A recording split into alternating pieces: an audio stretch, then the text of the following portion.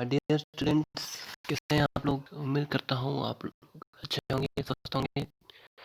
अब तक हमने 3 राष्ट्र राज्यों का उदय पढ़ लिया था। इंग्लैंड, फ्रांस, रूस और रशिया।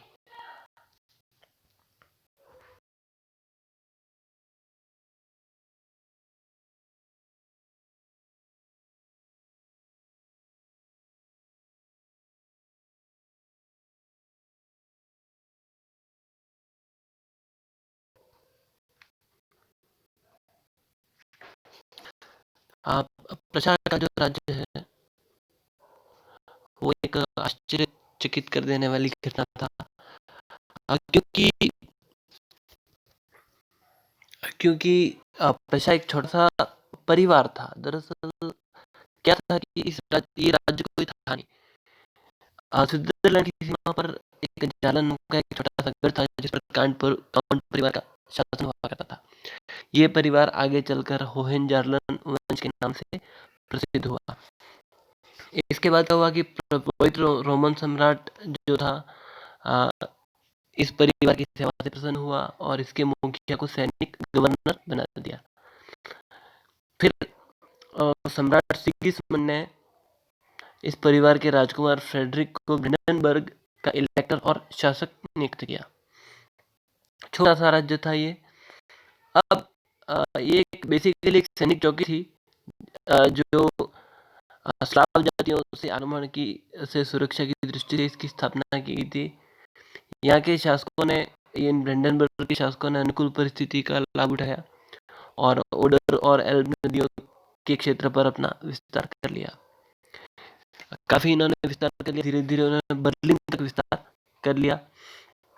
16वीं शताब्दी में जब जर्मनी में लूथरवाद का प्रचार प्रसार हुआ तो होहेंजार्लन वंश जो था उसने लूथरवाद को स्वीकार कर लिया और कैथोलिक चर्च की धन संपत्ति और भूमि को भी इन्होंने हड़प लिया और ब्रेंडनबर्ग की गणना उत्तरी जर्मनी के प्रमुख प्रोटेस्टेंट राज्यों में की जाने लगी। जर्मनी में जो 30 वर्षीय युद्ध लड़ा गया उसमें ब्रेंडनबर्ग को भारी क्षति उठानी पड़ी, लेकिन युद्ध के बाद वेस्टफेलिया की संधि हुई और उसके लिए लाभदायक सिद्ध हुई क्योंकि जो रोमन सम्राट था इस संधि से रोमन सम्राट जो था उसका उसका जो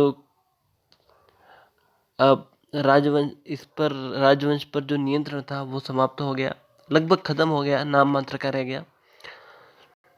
और इस परिवार को काफी क्षेत्र भी प्राप्त हुए। अब क्या होता है कि पूर्वी प्रशा और पश्चिमी प्रशा ये जो दोनों है वो इनके अधिकार में अभी तक नहीं आए थे। अब सबसे पहले इस वंश की एक सबसे बड़ी विशेषता ये रही है कि इसके शासकों का इस राज्य के विकास में बहुत बड़ा योगदान है।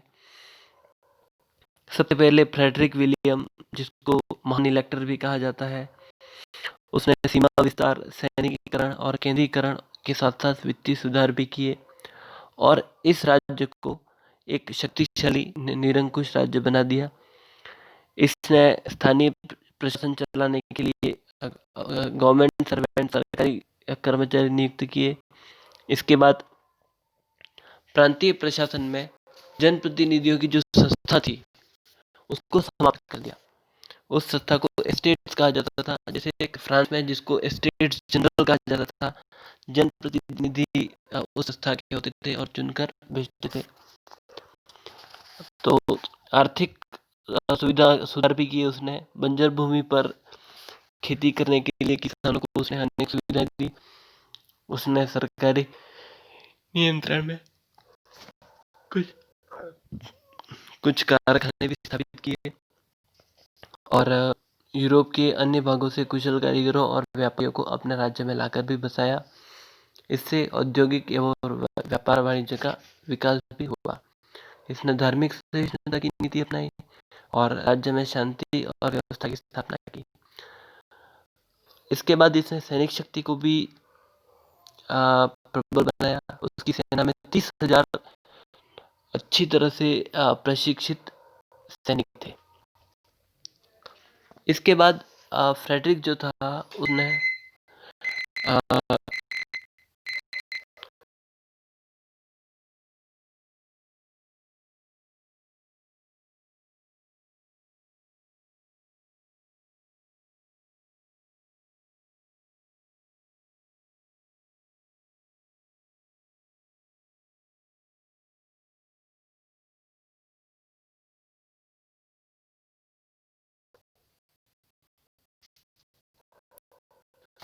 उसने विदेश नीति भी अपनी, और इसने क्या किया कि जब स्वीडन और पोलैंड के बीच युद्ध हो रहा था, तो कभी फ्रेडरिक ने पोलैंड का साथ दिया, कभी स्वीडन का साथ दिया।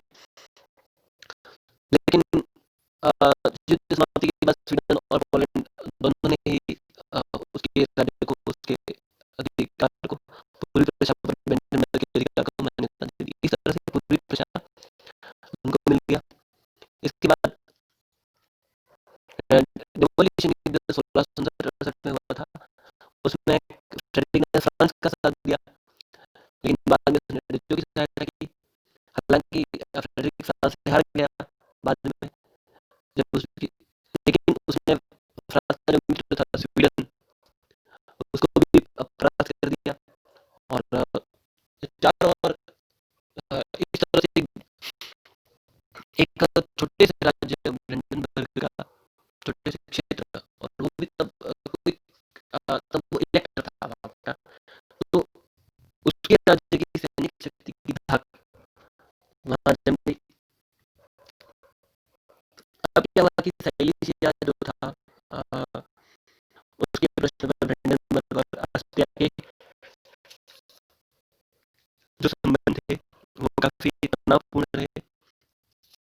लेकिन बाद में फ्रेडरिक ने ऑस्ट्रिया से संधि कर ली, और संधि से उसे स्वीडन का जिला प्राप्त हुआ। अब फ्रेडरिक विलियम की मृत्यु के बाद फ्रेडरिक तृतीय उसका उत्तराधिकारी बना। फ्रेडरिक तृतीय के शासनकाल की जो सबसे महत्वपूर्ण घटना है, वो ब्रेंडेनबर्ग के इलेक्टर को प्रशा का राजा की उपाधि मिला।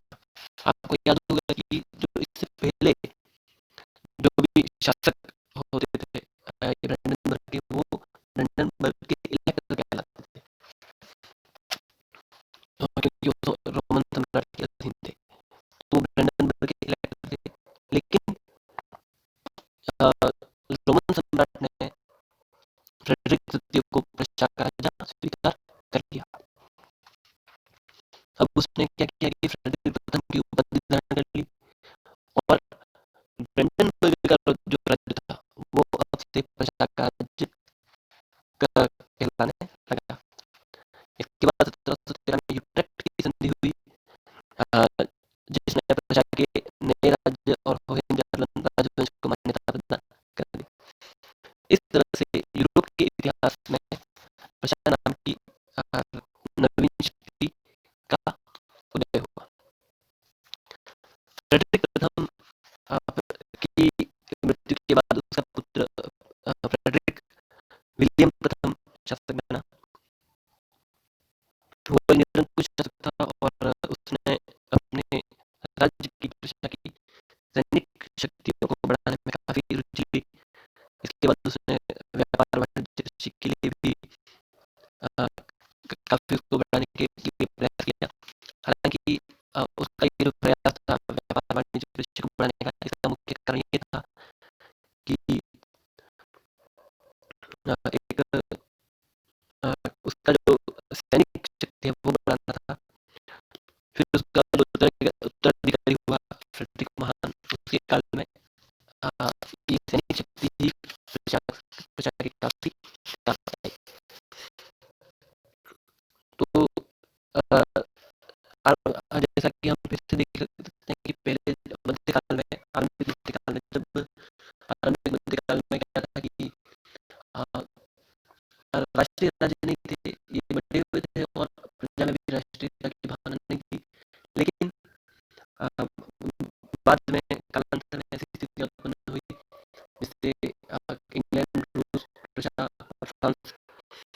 जो राज्य थे इनमें इनकी प्रजा में एक एक राष्ट्र भौगोलिक दृष्टि से एकता की भावना उत्पन्न हुई। तो क्योंकि मेरे ट्रेनिंग में होने के कारण मैं काफ़ी व्यस्त था, तो काफ़ी दिनों बाद मैं वीडियो बना पाया हूँ। तो अब से मेरे हिसाब से वीडियो कंटिन्यू होने में कोई समस्या नहीं आनी चाहिए। तो आप लोग पढ़ते रहिए। Thank you so much.